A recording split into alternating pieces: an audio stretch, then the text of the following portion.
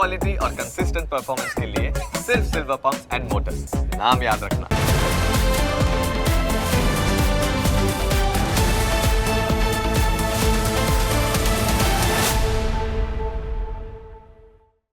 In association with Reliance Smart Bazaar. તમને સ્પર્શતા તમામ સમાચારોની છે અમને ફિકર ને એટલે જ હું આપના માટે લઈને આવ્યો છું પ્રાઇમ 9 વિથ જીગર। પ્રાઇમ 9માં આજે વાત પાટીદાર દીકરીઓને ટાર્ગેટ કોણ કરે છે તે વિશે કરીશું। બસ એવું માનવું છે કે આ પાટીદાર સમાજની દીકરી છે એટલે એને ખતમ કરવાનું અને બદનામ કરવાનો જે સિલસિલો છેલ્લા 2-3 મહિનાથી ચાલી રહ્યો છે તેમાં રાજકોટના મેયરને પણ બદનામ કરવાની સાથે સાથે પોતાની રાજકીય કારકિર્દી ખતમ કરવાનો ચાલી રહ્યો હોય એવું મારું માનવું છે।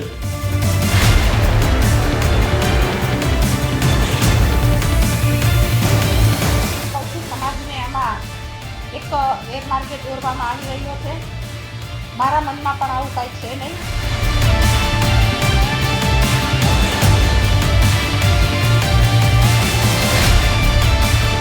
તો મને આમાં એવું લાગે છે કે સમાજને ખોટી રીતે દોરવણી આમાં થતી હોય એવું મને લાગે છે।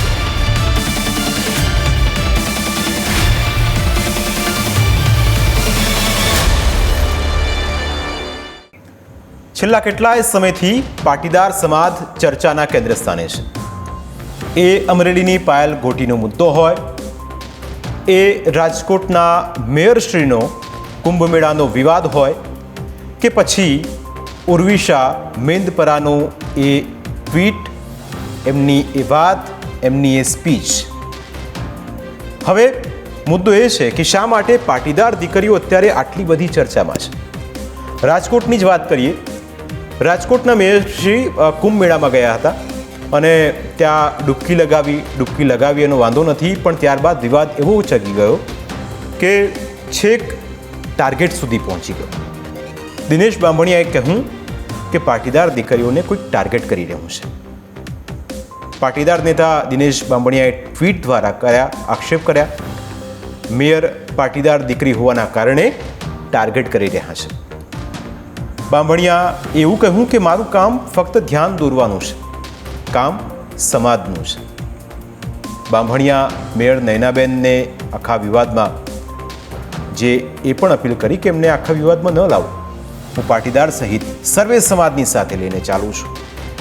મેયર પાટીદાર સમાજ સાથે આ મુદ્દો ન જોડવો જોઈએ તેવું મેયરનું પણ કહેવું છે અને દિનેશ બાંભણિયાના આ નિવેદન બાદ મેયર સામે આવ્યા। પણ તમને થોડી તસવીરો બતાવું એ વિવાદોની કે જેના કારણે પાટીદાર દીકરીઓ ચર્ચામાં છે। અમરેલીની જે મુદ્દો હતો પાયલ ઘોટીની વાત આપને યાદ હશે।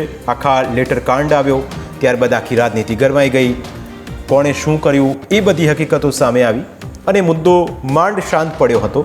ત્યાં રાજકોટના મેયર કુંભ મેળામાં ગયા, તેમની ગાડી પર કપડાં સૂકવ્યા, ત્યારબાદ તેમના કિલોમીટરનો વિવાદ આવ્યો કે મેડમ આટલું બધું ક્યાં ફરી આવ્યા અને એ વિવાદ એક ચર્ચામાં રહ્યો। ત્યારબાદ રાજનીતિ પણ થઈ અને ઉર્વિશા મેંદપરાનું એ સંબોધન આપને યાદ હશે। ઉર્વિશા મેંદપરા કે જેમણે કહ્યું કે સરથાણામાં હું ફરજ બજાવું છું અને જ્યારે હું સર્વિસમાં હોઉં એ તસવીરો પણ બતાવીશું। જે ઉર્વિશાબેન હતી તેમની સ્પીચ સામે આવી હતી, તેમણે કહ્યું હતું કે જ્યારે હું ફરજ પર હોઉં ત્યારે 15 લોકો દારૂ પીધેલા પકડાય, એમાંથી 10 પાટીદાર યુવાનો હોય છે। આખરે સવાલ એ થાય છે કે પાટીદાર દીકરીઓને ટાર્ગેટ કોણ કરે છે એવો દિનેશ બાંભણિયાનો પણ સવાલ છે અને બદનામ પણ કરી રહ્યા છે લોકો, એવું દિનેશ બાંભણિયાનું કહેવું છે। પણ મેયરશ્રી કહી રહ્યા છે કે આખા વિવાદમાં પાટીદાર દીકરીઓને વચ્ચે ન લાવવી જોઈએ, એટલા જ માટે આજની આ ચર્ચા પણ કરવી છે। આજની આ ચર્ચામાં આપણી સાથે જોડાયા છે પાટીદાર અગ્રણી લાલજીભાઈ પટેલ અને અંજનાબેન પટેલ, જે પાટીદાર અગ્રણી છે। લાલજીભાઈ, સ્વાગત છે આપનું। સૌથી પહેલો સવાલ, રાજકોટના મેયરશ્રીનો વિવાદ આપને યાદ હશે અને હવે તો એના પર રાજકારણ પણ ગરમાઈ ગયું છે। દિનેશ બાંભણિયાએ આજે એક એક્સ પોસ્ટ કરી અને કહ્યું કે મેયર પાટીદાર છે એટલે એમને ટાર્ગેટ કરી રહ્યા છે, બદનામ કરી રહ્યા છે। દિનેશ બાંભણિયાની આ પ્રતિક્રિયા પર આપનું શું કહેવું છે? કારણ કે છેલ્લા કેટલાય સમયથી આપ જોતા હશો એ ઉર્વિશા મેંદપરાનો વિડીયો હોય કે જેમણે એમ કહ્યું કે પાટીદાર યુવાનો દારૂના રવાડે ચડી ગયા છે, એ પાયલ ઘોટીનો મુદ્દો હોય એમાં પણ પાટીદાર દીકરી હતી। એટલે સવાલ એ થાય કે આવું એક સાથે એક બાદ એક પેટર્ન બની છે અને એમાં વિવાદો પણ એટલા જ લાલજીભાઈ જોડાઈ રહ્યા છે। જો બેનની તો હજી ડિટેલ મારા જોડે નથી આવી, પણ હમણાં તમે જોતા હશો જયેશભાઈ નું હોય, ઉર્વશીબેન નું હોય, પાયલ ફૂટીનું હોય કે પછી આ બેનની વાત હોય, તો બેનો નહીં પણ સમગ્ર પાટીદાર સમાજના કોઈ પણ આગેવાન હોય, ચાહે રાજકીય હોય કે ચાહે સામાજિક હોય, બધા ઇર્દ ગિર્દ મીડિયાની અંદર અત્યારે તમે જોતા હશો તો એક જ ચર્ચા, પાટીદારનો આગેવાને આ કર્યું, પાટીદારના આગેવાને આ કર્યું. પાટીદાર સમાજ હંમેશા દરેક સમાજને સાથે લઈને કાર્ય કરવા વાળો પાટીદાર સમાજ છે. ભાવિક દિનેશભાઈએ જે કહ્યું એ પ્રમાણે મને પણ એવું સાચું લાગે છે ને, ગુજરાતના તમામ રાજકીય હોય, ધાર્મિક હોય કે કોઈ પણ સામાન્ય વ્યક્તિ હોય, બધા લોકોને આવું લાગતું જ હોય છે કે પાટીદારોને જ કેમ ટાર્ગેટ કરવામાં આવે છે. તો દિનેશભાઈની વાત સાથે હું સહમત છું. ઘણા સમયથી પાટીદાર સમાજના આવા જે પ્રતિષ્ઠિત આગેવાનો હોય, ચાહે રાજકીય હોય, બધા લોકોને ટાર્ગેટ કરી અને પાટીદાર સમાજ જ આખા ગુજરાતની અંદર એક જ સામે દરેક સમાજના વિરુદ્ધમાં જેમ જતો હોય ને એ રીતે ટાર્ગેટ આવે છે. એટલે હું દિનેશભાઈની વાત સાથે સહમત છું. બિલકુલ. અંજનાબેન પણ જોડાયા છે. બેન, સ્વાગત છે આપનું. છેલ્લા કેટલાય સમયથી આપ પણ એ વાતના સાક્ષી હશો કે અલગ અલગ મુદ્દે પાટીદાર દીકરીઓ વિવાદમાં આવી છે અને દિનેશભાઈ બાંભણિયાનું જે નિવેદન છે એ પણ આપે સાંભળ્યું હશે. બેન, સવાલ એ થાય કે શું આ પ્રકારના વિવાદો એ સમાજની દીકરીને લઈને થતા હોય, અને એવું કહેવાય રહ્યું એ પાટીદાર અગ્રણીઓ જ કહી રહ્યા છે કે પાટીદારની દીકરીઓને કેટલાક લોકો ટાર્ગેટ કરી રહ્યા છે, બદનામ કરી રહ્યા છે. નમસ્કાર. તમારો વિષય લાલજીભાઈએ બી હાલ વાત કરી, દિનેશભાઈ બી બોલ્યા છે. હું એવું કહેવા માગું છું કે દીકરીઓએ શું કર્યું અથવા કોઈ હોદ્દા પર મેયરે શું કર્યું કે પીઆઈ બેને શું કર્યું, એ જે બોલ્યા એમાંથી શું આપણે એવું ના શીખી શકીએ કે ભાઈ પીઆઈ બેન બોલ્યા કે 15માંથી 10 હોય છે, પણ કદાચ આંકડામાં મિસ્ટેક બી થતી હોય, એવું તો એ કંઈ લેખિતમાં તો એમણે આપ્યું નથી. પણ આપણે એમાંથી એ 10 હોય કે 2 હોય એને સુધારવા માટે શું કરી શકીએ એવો વિષય આપણે ના ઉપાડી શકીએ. આપણને એવી ખામીઓ જ દેખાણી, પણ જો ખરેખર કોઈ વ્યક્તિને આવી રીતના ટાર્ગેટ ના બનાવવાના હોય તો પછી આપણે આ વિષય લઈ શકીએ છીએ ને કે ભાઈ સાયબર ક્રાઇમમાં કેટલા આવે છે, તો ભલે એક જ આવે કે 2 આવે, આંકડાથી મહત્વ નથી, પણ ક્યાંક ના ક્યાંક આપણું ધન ગેરમાર્ગે દોરાઈ રહ્યું છે, તો એને પાછું વાળવા માટે આપણે શું કરીએ? આ વિષય ઉપર આપણે વધારે ઊંડા ઉતરીએ તો ક્યાંક ના ક્યાંક બધાને ફાયદો તો થવાનો જ છે. મેયર બેન ગાડી લઈને ગયા હશે, ગયા એના કરતાં એમણે એના પૈસા બી ભરી દીધા છે, આ પણ હકીકત છે. એમને જે એની જોગવાઈ હતી એ પ્રમાણે એમણે પૈસા ભરી દીધા છે. પૈસા ભરી દીધા બાદ મીડિયામાં બેનને લાવીને ચગાવી અને વધારે એનો વિવાદ ઊભો કરવો એ કેટલા અંશે સાચું છે? આપણે એ બેનના માટે એના નેગેટિવ પાસા ઊભા કરવા, આ બધું કરે. એને કદાચ કોઈ કામ કરે છે તો કોઈ પણ વ્યક્તિની ભૂલ તો થાય, એ તો છે જ નહીં કે કોઈ માણસની ભૂલ ના થાય, એવું તો પોસિબલ નથી. જાહેર ક્ષેત્રમાં હોય કે પછી કોઈ પર્સનલ લાઈફમાં નાની મોટી ભૂલ થતી હોય તો એને ક્યાંક વાળવી, એને સુધારવા માટેના પ્રયત્નો કરવા, એના કરતાં આપણે કોઈને બદનામ કરવા, કોઈ વધારે પડતું એના ઉપર એ કરી હાઇલાઇટ કરી અને એને પછી મોરલ તોડી નાખવું, એને આગળ વધતા અટકાવવા, આવા વિષયમાં આપણે શું કામ જઈ રહ્યા છીએ? સમાજમાં બધાએ જાગૃત થવાની જરૂર છે, ચાહે કોઈ બી વ્યક્તિ હોય. તો કોઈ સમાજની એ સ્પેસિફિક એક જ સમાજ માટે કે બીજા કોઈ એક જ વ્યક્તિ માટે એવું વિચાર્યા વગર આપણે એવું ના કરી શકીએ. જે ખોટું થાય છે એને સુધારવા માટે આપણે સૌ સાથે મળી અને કંઈક પ્રયત્ન કરીએ. લાલજીભાઈને હું બધા સાથે કામ કરીએ છીએ. અમે કેટલા એવા વિષયોથી વાકેફ છીએ કે જેને બદલાવવા માટે અમે ઘણું બધું કરીએ છીએ, પણ કોઈને ખબર જ નથી હોતી.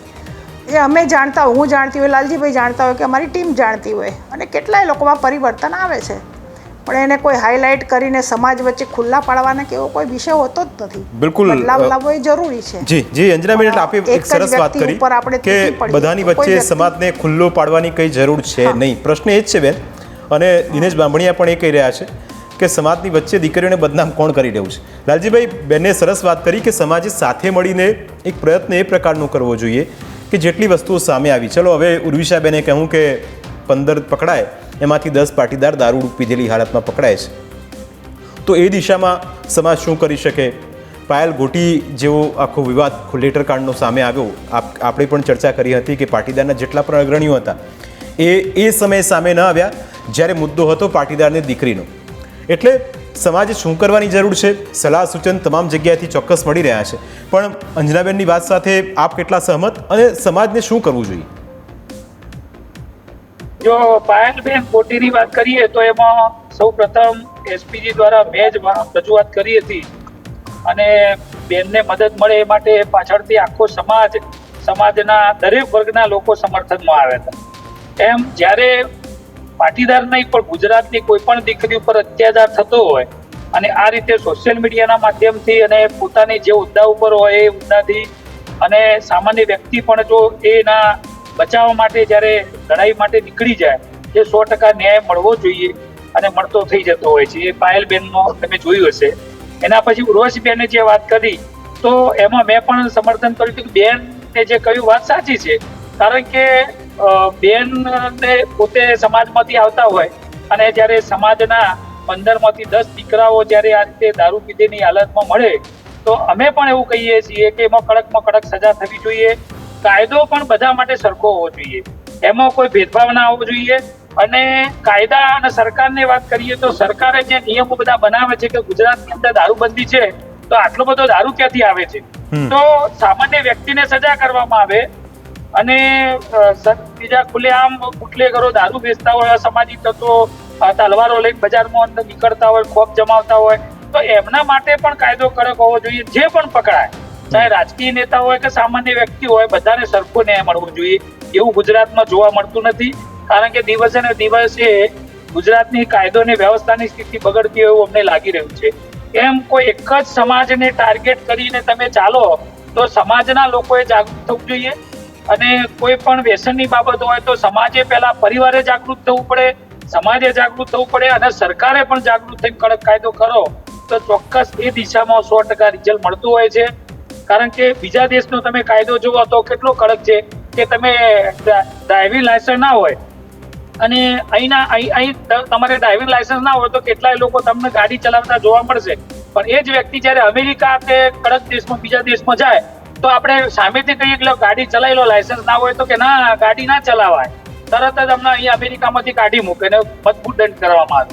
એમ કાયદો એવો મજબૂત કરવામાં આવે તો કોઈ પણ વ્યક્તિને કઈ પણ ગુનો કરતા 100 વાર વિચાર કરવો જોઈએ. એટલે પહેલા તો ગુજરાત અને ભારતની અંદર કાયદો મજબૂત કરવો પડે. કાયદા બધા જ પ્રકારના છે પણ સરકાર દ્વારા મજબૂત કરવામાં આવતા નથી. તો કાયદો વ્યવસ્થા મજબૂત કરો તો દરેક વસ્તુમાં 100% રિઝલ્ટ મળે એવું મારું માનવું છે. બિલકુલ, કાયદો વ્યવસ્થા મજબૂત થાય તો 100% રિઝલ્ટ મળે, પણ સમાજે પણ જાગવાની જરૂર છે. આ જ વિશે ચર્ચા યથાવત રહેશે. હાલ સમય થયો છે એક બ્રેકનો.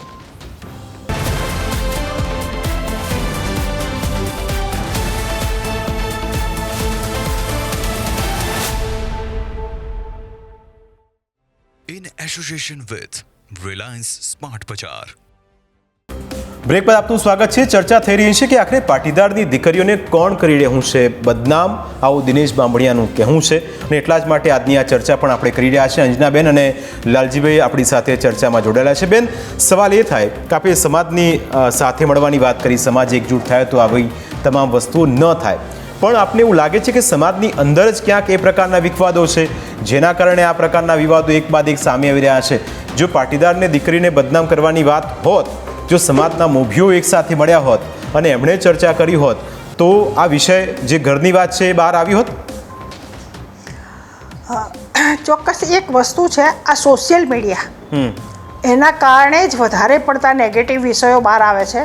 તમે જો કોઈ સારું કામ કરીને આવ્યા હશે તો એનું એટલું બધું માર્કેટિંગ નથી થઈ રહ્યું, પણ જો નેગેટિવ કોઈ પણ વિષય છે અને પોઝિટિવ હોય તો એને પણ નેગેટિવ બનાવીને એના બે પાસા હોય દરેક વસ્તુના, એમાંથી ખોટું શું છે એ આપણે ઉપાડી લઈએ છીએ. એ બેન બોલી એમાં શબ્દોમાં આંકડામાં ક્યાંક આપણે સમજી શકીએ છીએ, પણ એની એક લાગણી હતી કે કોઈ પણ દીકરા ખોટા રસ્તે જઈ રહ્યા છે એ ના જવા જોઈએ. એની પાછળનો ઉદ્દેશ તો આ જ હોઈ શકે ને, પણ એનો આપણે ઊંધો અર્થ લઈને એને ઉપાડી લીધું છે. પાયલબેનને લો કે પછી ગોટીબેનને, પેલા ઉર્વશીબેનને લો, કોઈ પણ વિષયમાં આપણે જઈએ તો એના પ્લસ પોઈન્ટ કરતાં આપણે નેગેટિવ પોઈન્ટને વધારે લઈએ છીએ અને સાથે મળીને કદાચ આ વિષયને લાલજીભાઈ જેમ કીધું કે કડક કાયદો જોઈએ. કાયદો કડક છે, કડક કરવો જરૂરી છે, પણ કાયદાનું અમલ કરવા માટે આપણે પણ કેટલા અકટિબદ્ધ છીએ. આપણે કોઈ પણ જગ્યાએ માનો કે વ્હીકલ લઈને જતા હોઈએ છીએ, પોલીસ પકડે તો તરત ફોન, મારા ઉપર બી ફોન આવતા હોય છે કે બેન મને અહીંયા પોલીસે પકડ્યો છે, હું કોઈ મોટી MP MLA તો છું નહીં, પણ છતાં મારા ઉપર ફોન આવે છે. પણ આ એક વિષય આ સમજવાનો છે કે આપણે કાયદાને તોડવા માટે પણ આપણે બધા ખૂબ અગ્રણી થઈ ગયા છે, અગ્રેસર.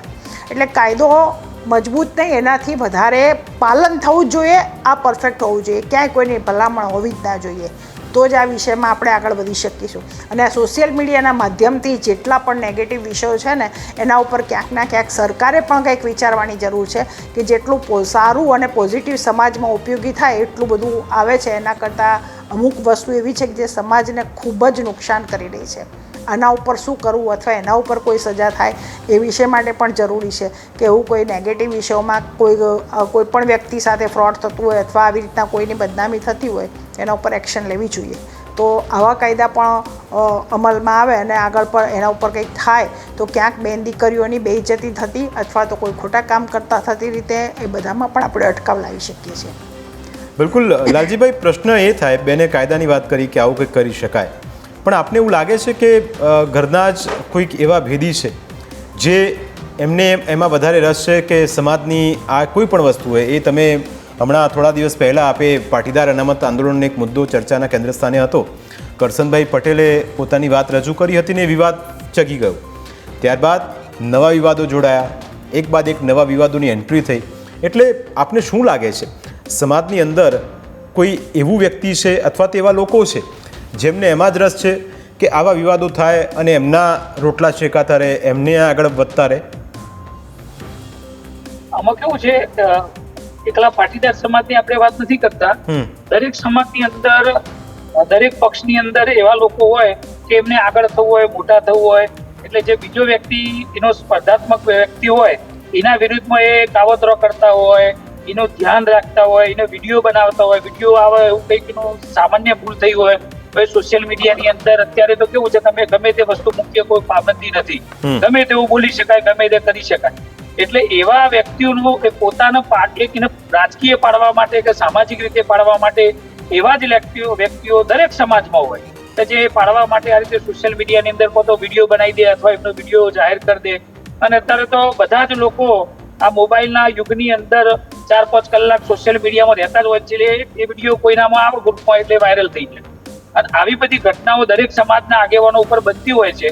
પણ જ્યારે સાચા જ હોઈએ, જેમ ઉર્વશીબેન જાહેર મંચ ઉપરથી એક પાટીદાર સમાજની ફંક્શનની અંદર જ બોલ્યા કે ભાઈ પાટીદાર દીકરાઓ અત્યારે વ્યસન પાછળ છે, એ હકીકત છે. અને ગુજરાતના અંદર પણ એ વિસ્તાર પાટીદારનો એટલે વધુ સંખ્યા પાટીદારોની પકડાવા મળી. પણ ગુજરાતની અંદર દરેક તાલુકામાં પાટીદારની સંખ્યા દરેક તાલુકામાં મેજોરિટીમાં ના હોય. એ જગ્યાએ કદાચ આવું બને તો બીજા સમાજના યુવાનો પકડાય. પણ એ વાત એના ઉપરથી નક્કી થાય છે કે ગુજરાતની અંદર વ્યસન દિવસે ને દિવસો યુવાનો બહુ વધુ પડતા વ્યસનમય થઈ રહ્યા છે. તો એને અટકાવવાનું કામ કોઈ કરે તો પહેલું પરિવાર કરવું જોઈએ. કે જેમ અમારા દીકરા દીકરી હોય તો મારે પહેલી ફરજમાં આવે મારા પરિવારના દીકરા દીકરી અત્યારે શું કરી રહ્યા છે, કોની સામે બેસે, શું વ્યસન કરી રહ્યા છે, ચેક નહીં, કોના જોડે બેઠક છે, આ બધું મારે ધ્યાન રાખવાની. એના પછી સમાજ ધ્યાન રાખે અને સરકારે કાયદાનું કડક પાલન થાય. એ માટે જો સરકાર પાલન કરે તો ચોક્કસ આ દિશાની અંદર 100% રિઝલ્ટ મળે. અને સાચું ખોટું કરવા માટે કોઈ જવાનું ના હોય, જે સાચું હોય, જે કોઈ આગેવાન કોઈના વિશે ખરાબ બોલે કે સોશિયલ મીડિયામાં ખરાબ એના વિશે મેસેજ આવે તો જે હકીકત છે એ લોકો સુધી પહોંચવાની છે. કારણ કે ખોટી વાત તો ખોટી વાત જ રહેવાની છે. બિલકુલ, એટલે લાલજીભાઈની વાત પણ આ સાચી છે. ને અંજનાબેન જે સતત કહી રહ્યા છે કે સમાજે ઘણું બધું છે જેની અંદર સુધારા કરવાની જરૂર છે, પણ કેટલાક લોકો આ વિવાદને વધારે ને વધારે હંમેશાથી વેગ આપતા રહ્યા હોય તેવું પણ માનવું છે. પણ સમાજ કોઈ પણ હોય, એ પાટીદાર હોય, એ બ્રહ્મ સમાજ હોય, કોઈ ક્ષત્રિય સમાજ હોય, કોઈ પણ સમાજ હોય, પણ એની અંદર આવા વિવાદો ઊભા કરનાર વ્યક્તિ કોણ છે એ સમાજના જ મોભીઓએ પહેલાં તો શોધવા પડશે. દિનેશભાઈએ પોતાની મનની વાત રજૂ કરી કે બેનને કોઈક બદનામ કરી રહ્યું છે. બેન એવું કહે છે કે તમે સમાજને સાથે ન લાવો. ઉર્વિશાબેન કહે છે કે સમાજની અંદર આવી બદીઓ વધી ગઈ છે. પાયલ ગોટી કહે છે કે મારો કોઈ વાંક જ નહોતો, મને ટાર્ગેટ કરવામાં આવી. એટલે સવાલ એ છે કે આખા બધા ઘટનાક્રમમાં વિવાદના મૂળમાં કોણ છે એવા લોકોને પણ શોધવા પડશે. અમારી વિશેષ રજૂઆતમાં અત્યારે બસ આટલું જ. આ બંને અમારી સાથે ચર્ચામાં જોડાયા, આપનો ખૂબ ખૂબ આભાર.